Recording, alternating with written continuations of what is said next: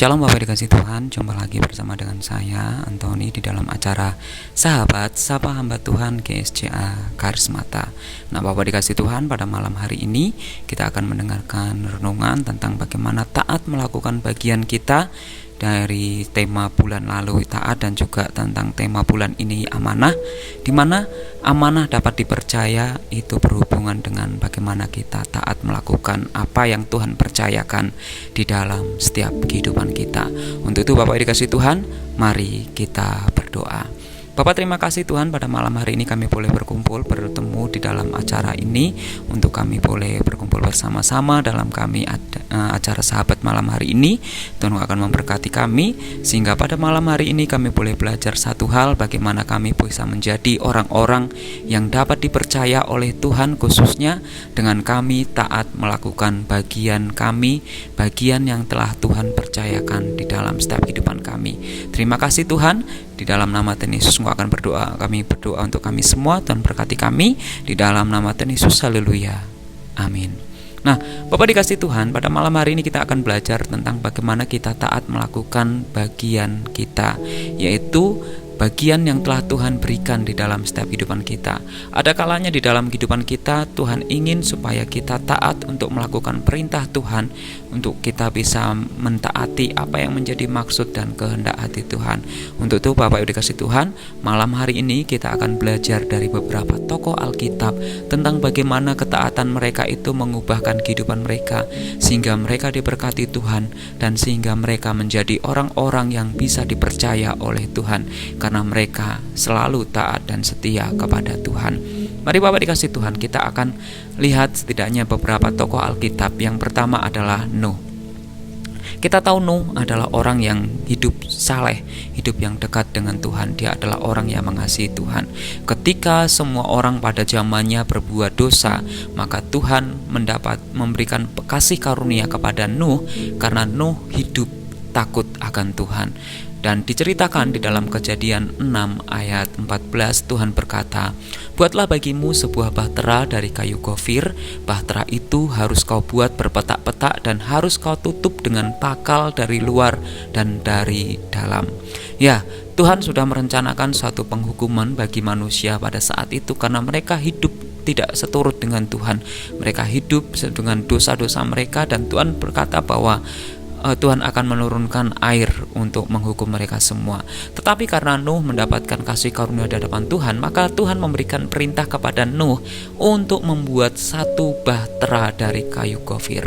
Bapak dikasih Tuhan, perintah yang diberikan Tuhan ini bukan perintah yang mudah untuk dilakukan, karena perintah ini adalah Nuh harus membangun satu bahtera, dan bahtera itu bukan kecil, tetapi bahtera ini sangat besar, sehingga bisa menampung Nuh dan keluarganya, bahkan hewan-hewan yang ada di sekeliling Nuh. Nah Bapak dikasih Tuhan, Nuh tidak hanya 1-2 minggu saja mengerjakan bahtera ini, tetapi ada satu penafsiran yang mengatakan setidaknya butuh 120 tahun bagi Nuh untuk membangun bahtera itu. Bapak Ibu bisa bayangkan betapa lamanya Nuh harus menyelesaikan bahtera ini. 120 tahun itu bukan waktu yang sebentar. Tetapi apa yang dikatakan Alkitab sungguh luar biasa.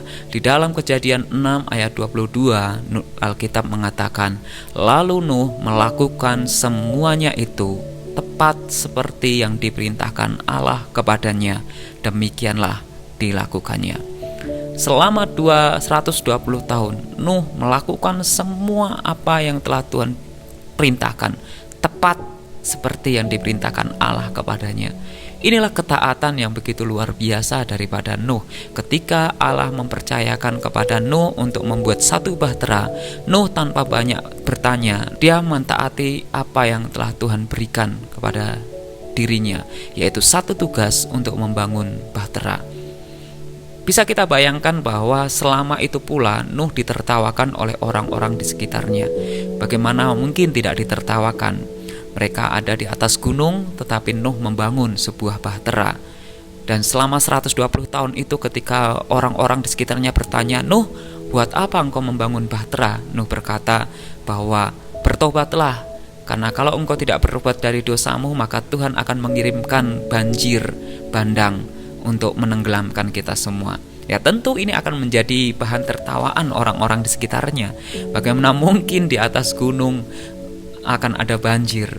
Dan itu tidak hanya dilakukan Nuh selama 1-2 hari, tetapi selama bertahun-tahun mereka akan lihat mana banjirnya tidak datang-datang. Ini sudah 1 tahun, ini sudah 2 tahun, ini sudah 3 tahun, ini sudah 10 tahun, ini sudah 40 tahun, ini sudah 50 tahun, tetapi banjirnya tidak ada. Kamu hanya menghayal saja, Nuh. Pasti Nuh dianggap orang yang tidak waras dan dia menjadi bahan tertawaan. Tetapi Nuh tetap taat kepada perintah Tuhan. Inilah yang luar biasa dari Nuh, sehingga hasil dari ketaatan Nuh ialah ia dan keluarganya selamat dari bencana air bah itu. Dan yang kedua, tokoh yang kedua yang akan kita pelajari adalah Bapak Ibu, adalah Abraham. Kita tahu Abraham adalah orang yang sangat mengasihi Tuhan. Sudah sekian lama dia menanti-nantikan keturunan, sehingga akhirnya di usianya yang sudah tua, Abraham pun akhirnya mendapatkan keturunan, yaitu Ishak. Tetapi pada suatu hari Allah memanggil Abraham di dalam firman-Nya, Kejadian 22 ayat 1 dan 2. Allah meminta Abraham untuk pergi ke Gunung Moria dan mempersembahkan Ishak sebagai korban bakaran. Bapak dikasih Tuhan, ini bukan satu perintah yang mudah dilakukan oleh Abraham. Bagaimana mungkin seorang anak yang sudah nanti-nantikan sekian lama, akhirnya Tuhan minta untuk dipersembahkan sebagai korban bakaran. Butuh suatu pergumulan yang berat untuk bisa melakukan perintah ini. Tetapi Kejadian 22 ayat 3 berkata, maka Abraham bangun pagi-pagi benar dan memasang pelana keledainya, lalu membawa 2 orang bujang bersamanya dan Ishak anaknya. Ia juga membelah kayu untuk korban bakaran itu, lalu berangkatlah ia dan pergi ke tempat yang diperintahkan Tuhan kepadanya. Dan ketika Ishak bertanya kepada Abraham bahwa, "Bapa, di sini sudah ada kayu, di manakah dombanya?" Abraham berkata bahwa Tuhan yang akan menyediakannya. Abraham belum tahu akan tersedia domba ketika pisau nyaris memenggal buah hatinya, tetapi Abraham meyakini bahwa ketika ia taat kepada Tuhan, maka sesuatu yang baik akan terjadi. Itu kenapa Abraham tetap mengikuti apa yang menjadi permintaan Tuhan, perintah Tuhan, sekalipun dia belum tahu bagaimana nanti akhirnya.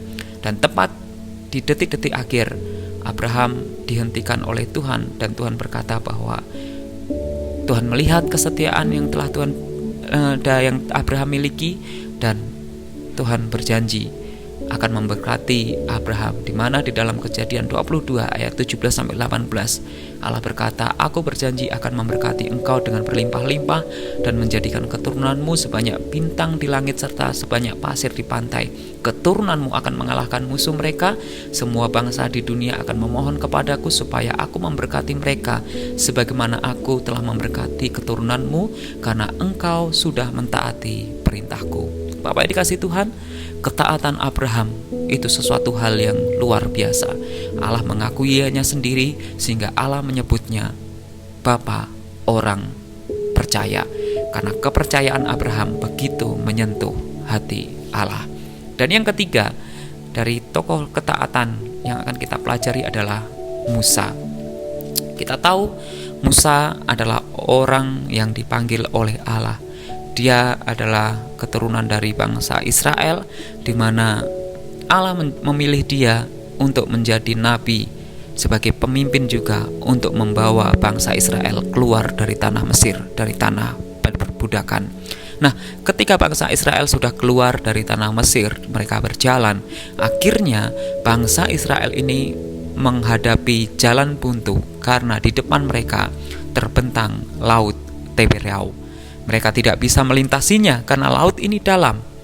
Dan sedangkan di bagian belakang, bangsa Mesir sudah menyusul bangsa Israel untuk memusnahkan mereka. Satu pergumulan yang berat yang Musa alami, satu masalah yang sangat kritis di saat itu.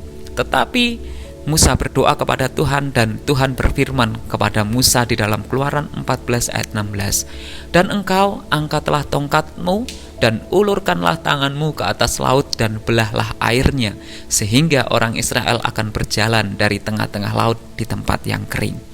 Bapak Ibu, sekali lagi ini perintah yang tidak masuk akal. Bagaimana mungkin laut bisa terbelah kalau Musa mengulurkan tongkatnya? Sampai saat itu Musa belum melihat laut terbelah saat dia diperintahkan memukul tongkatnya. Tetapi Musa tahu siapa Tuhan yang dia sembah. Untuk itu Musa tetap taat. Walaupun secara manusia ini adalah perintah yang kedengarannya tidak masuk akal. Bagaimana laut bisa terbelah dan bagaimana orang itu bisa berjalan melintasi laut? Tidak ada satupun bayangan orang yang bisa memikirkannya. Tetapi Musa tetap taat kepada Tuhan.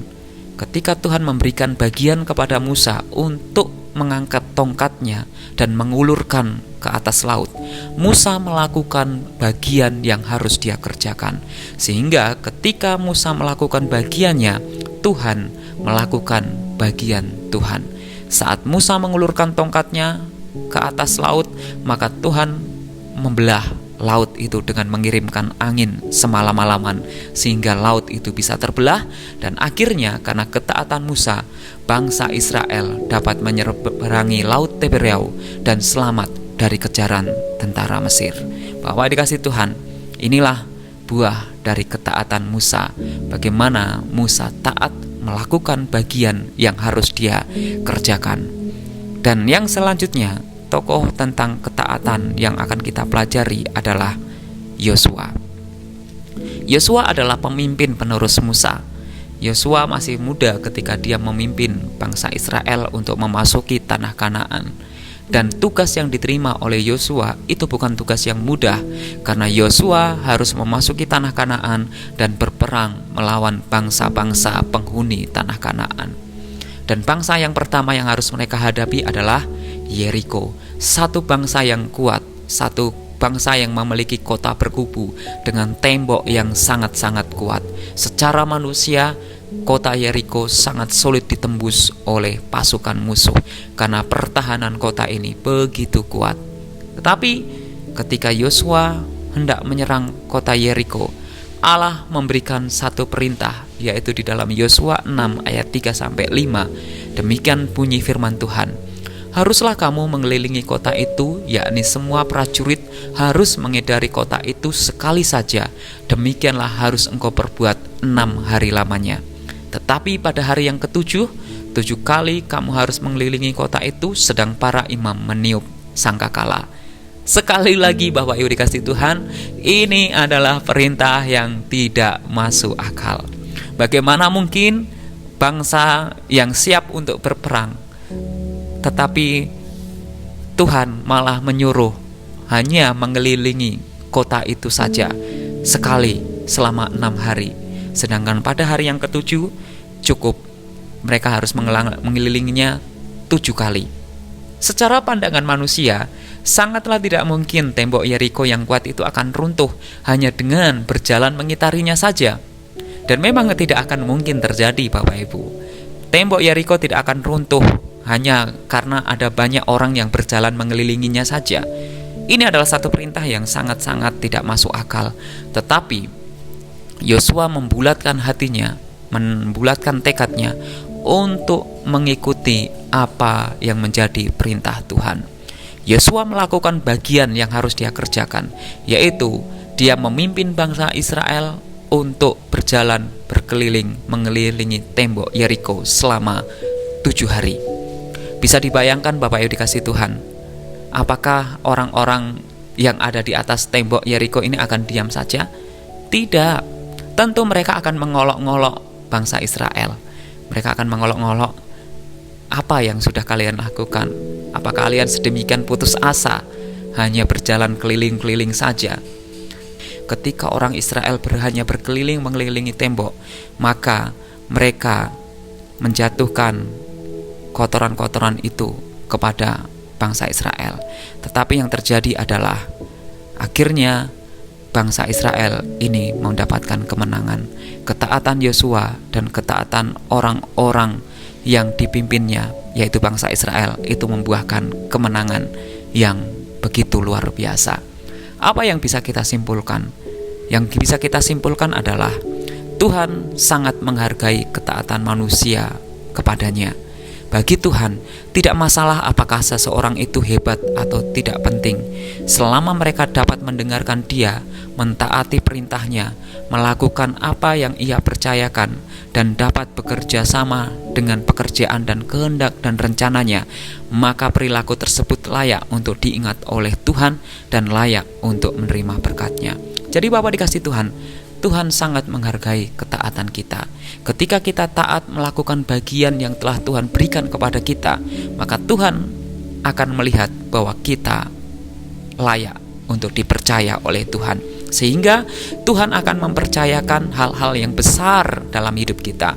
Ketika kita menjadi orang yang dapat dipercaya oleh Tuhan, ketika kita menjadi orang yang amanah karena kita mengikuti apa yang menjadi perintah Tuhan, maka percayalah, Tuhan akan menunjukkan hal-hal besar di dalam kehidupan kita. Tuhan akan menunjukkan hal-hal ajaib dalam hidup kita. Jadi Bapak dikasih Tuhan, mari kita belajar untuk kita taat melakukan apa yang menjadi bagian kita untuk kita kerjakan, dan biar Tuhan melakukan apa bagian Tuhan. Sehingga ketika kita dapat menjadi pribadi yang layak dipercaya oleh Tuhan, maka percayalah, Tuhan akan menunjukkan hal-hal besar di dalam kehidupan kita.